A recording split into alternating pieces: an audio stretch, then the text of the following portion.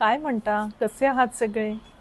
उन्हाळा खूपच जोरदार सुरू आहे आमच्या इथे आणि उन्हाळ्यासोबत उन्हाळ्याच्या बऱ्याचशा ज्या आठवणी असतात ते पदार्थ लहानपणचे आठवतात. त्यातलीच अजून एक आठवण म्हणजे पुस्तकं. उन्हाळ्याच्या सुट्ट्या आणि पुस्तकं ह्यांचा बालपणापासून खूप चांगलं नातं आहे. मला फार आवडतं रीडिंग करायला आणि आई पण आम्हाला खूप पुस्तकं आणून द्यायची लहान असताना. अजून खाण्यापिण्याच्या सुद्धा खूप आठवणी आहेत आमच्या लहानपणच्या उन्हाळ्याच्या सुट्टीतल्या. त्याचपैकी एक आठवणीतला उन्हाळ्याच्या सुट्टीतला पदार्थ म्हणजे कच्चा चिवडा.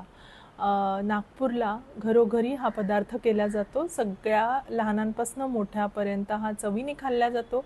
संध्याकाळच्या चहासोबत एन्जॉय करणारा हा पदार्थ आहे.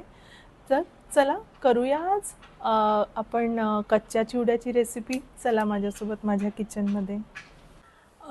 कच्च्या चिवड्यासाठी लागणारं साहित्य अतिशय सोपं सुटसुटीत आहे. जशी ही रेसिपी पण खूप सोपी आहे त्याच प्रकारे साहित्य पण अगदी साधं आहे, घरोघरी अवेलेबल असतं. त्यात आहे बारीक चिरलेला कांदा, थोडेसे शेंगदाणे, पिठी साखर, लोणच्याचा खार, डाळिंब, कोथिंबीर, हिरवी मिरची, उन्हाळा म्हटलं की कैरी हवीच त्यामुळे बारीक चिरलेली कैरी आणि पातळ पोहे. आता याची कृती काय आहे ते आपण बघूयात. थोडंसंच तेल लागतं या रेसिपीला, जास्त तेल लागत नाही.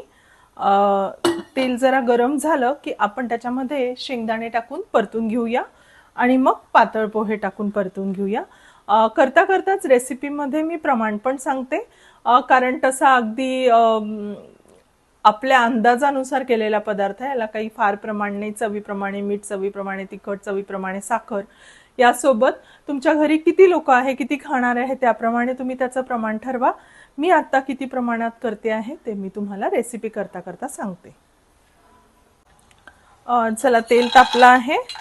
यात साधारणतः एक अर्धी वाटी मी शेंगदाणे टाकले आहे या वाटीनी. आता आमच्याकडे जितके मेंबर्स आहे खाणारे ते म्हणजे 3 मेंबर्स आहे. 3 मेंबरसाठी मी हे बनवते आहे. शेंगदाणे खूप टाकायचे नाहीये, शेंगदाणे प्रमाणातच टाका, नाहीतर खूप अगदी पोह्याचा जो चिवडा असतो त्यात जितके शेंगदाणे टाकतो तेवढे नको. हा अगदी छोट्या भुकेसाठी केला जाणारा पदार्थ आहे, त्यामुळे काही खूप एलॅबोरेट नाही आहे याची रेसिपी. आता या वाटीने आपण अर्धा वाटी शेंगदाणे घेतले होते आणि ह्याच वाटीने मी 3 वाटी हे पोहे घेतले आहेत. 3 लोक आहेत त्यामुळे प्रत्येकाचे 1 वाटी ह्याप्रमाणे हे 3 वाटी पोहे आहेत पातळ. आता शेंगदाणे जरा परतवून झाले, त्यात आपण थोडा वेळ पोहे टाकून परतायचे आहेत. प्रत्येकाची आवड, काही लोक पोहे परतवत नाही, कच्चेच घेतात.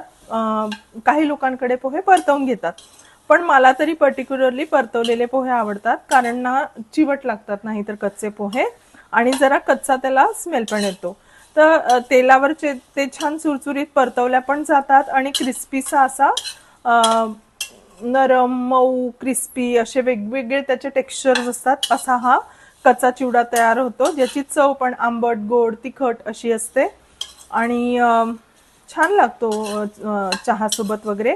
याच्या बालपणीच्या आठवणी म्हणजे ही रेसिपी मी स्पेशली माझ्या सगळ्या कझिन्सला डेडिकेट करू इच्छिते, कारण याच्या ज्या मेमरीज आहेत ना ते आमच्या सगळ्या भावंडांच्या, बहिणीच्या आणि कझिन्सच्या मेमरीज आहे एकत्र ह्यासोबतच्या. माझ्या सगळ्या प्रेमळ मावशा, माझ्या माम्या, माझी काकू, आम्ही जेव्हा एकत्र जमायचो सगळे भावंड. आमच्या काळी ही पद्धत होती की उन्हाळ्याच्या सुट्टीमध्ये घरी राहायचं नाही, मामाकडे जायचं, मावशीकडे जायचं, काकूकडे जायचं. पूर्ण सुट्ट्या आमच्या अशा संपायच्या सगळ्या कझिन्स सोबत. तर जेव्हा आम्ही एकत्र जमायचो त्यावेळेला सगळ्यांकडे संध्याकाळी खेळून दमून आल्यानंतर केला जाणारा हा पदार्थ आहे. त्यामुळे माझ्या सगळ्या कझिन्ससाठी आजची रेसिपी मी डेडिकेट करते आहे. माझ्या सगळ्या कझिन्सनी या रेसिपीला थम्स देऊन लाईक करा आणि कमेंट करा आणि ही रेसिपी शेअर करा आणि आपल्या ज्या गोड मेमरीज आहेत त्या पुन्हा आठवूया, रिफ्रेश करूया आपल्या सगळ्या आठवणी. आता आपण याच्यामध्ये चवीप्रमाणे जरा तिखट घालून घेऊया, खूप घालायचं नाही आहे. मीठही अगदी थोडं लागतं ह्याला. चवीप्रमाणे मीठ घालून घ्या तुमच्या. आणि थोडंसं पुन्हा परतवा. याला काही खूप परतवायची गरज नाही. आता ऑलरेडी ते चुरचुरीत व्हायला सुरुवात झाली आहे. थोडंसं तिखट आणि मीठ मुरायला पाहिजे एवढं परतवून घ्या आणि मग कढई खालचा गॅस बंद करा आणि पुढची कृती मी तुमच्यासोबत शेअर करते.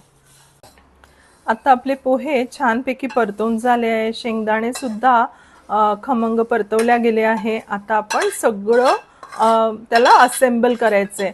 थोडक्यात ना जुन्या काळातली याला भेळ म्हणता येईल.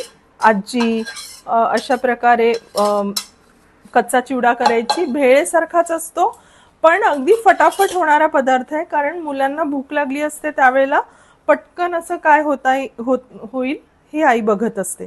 आता यात कैरी टाकायची आहे बारीक चिरलेली.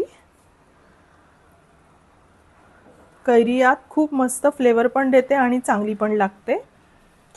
त्यानंतर बारीक चिरलेली हिरवी मिरची. हिरवी मिरची ऑप्शनल आहे. लहान मुलं असतील, तिखट आवडत नसतील तर हिरवी मिरची अवॉइड करा, अजिबात टाकू नका. पण आता आमच्याकडे कोणी लहान मुलं खात नाही त्यामुळे मी मिरची ॲड केली. कांदा छान बारीक परतवून घ्या. बारीक चिरलेला कांदा टाका याच्यामध्ये. त्यानंतर ह्यामध्ये आपण घालणार आहोत लोणच्याचा खार. लोणच्याचा खार म्हणजे लोणच्याचा रस्सा, कारण आपण कैरी ॲड केलेली आहे आणि फोड कशी मिक्स होत नाही आणि एवढ्या बारीक चिरत नाही आपण लोणच्याच्या फोडी, त्यामुळे कैरी आणि हा खार असं टाकून घ्या. लोणच्याने ना खूप चांगली मस्त खमंग अशी चव पण येते आणि लागतं पण खूप छान हा कच्चा चिवडा. आता भरपूरशी कोथिंबीर घाला यावर. दिसतोय की नाही मस्त यम्मी सा कच्चा चिवडा. आता याला छानपैकी थोडी साखर टाकूया. सॉरी, मी सांगायचं राहिलं, साखर हा महत्त्वाचा घटक आहे यातला. चवीपुरती टाका. आता सगळं टाकून झालं आहे. याच्यामध्ये मीठ टाकून झालं आहे, आमटा करता कैरी टाकून झाली आहे आणि छान चवी करता कांदा हिरवी मिरची टाकून झाली. आता आपण याला मस्तपैकी हाताने मिक्स करून घ्या. हाताने मिक्स करणं गरजेचं आहे, कारण सगळे फ्लेवर्स छान मस्त प्रकारे. आवाज आहे का? कसला चुरचुरीत आवाज येतो आहे याचा. सो मस्त असं मिक्स करून घ्या याला, जेणेकरून सगळे मसाले मस्त त्यात मुरतील आणि छान लागेल. आता या क्षणी याचा इतका मस्त अरोमा येतो आहे ना. सोप्पा सुटसुटीत पण खमंग चवीचा पदार्थ आहे हा. अगदी सगळ्यांच्या तोंडाला पाणी सुटवणारा आणि आमच्या लहानपणच्या आठवणी जाग्या करणारा. सो करा तुम्ही पण असा पदार्थ. आता एक महत्त्वाचा इन्ग्रेडियंट यात राहिला आहे, तो म्हणजे डाळिंब. ह्याने सुद्धा एक खूप मस्त आंबट गोड चव पण येते, हेल्दी पण लागतो, टेस्टी पण आहे आणि दिसतो पण एवढा छान. तुमच्या रेसिपीचा कलर एन्हान्स होतो डाळिंबाने आणि हेल्दी आणि टेस्टीला होते रेसिपी. सो अशी रेसिपी तुम्ही पण करा. तुमच्या लहानपणी तुमची आई तुमच्यासाठी कुठल्या प्रकारच्या रेसिपीज करायची अशा ते माझ्यासोबत शेअर करा कमेंटमध्ये. आणि आपल्या तुमच्या लहानपणच्या आठवणीसुद्धा माझ्यासोबत शेअर करा, मला आवडेल ऐकायला. सो अशी छान रेसिपी तुम्ही करा, तुमच्या फ्रेंड्स अँड फॅमिलीसोबत एन्जॉय करा आणि अशाच नवनवीन रेसिपीज बघण्यासाठी रेणुकाज रेसिपीला लाईक करा, फॉलो करा, शेअर करा आजची recipe. Thank you for watching today's recipe. Bye.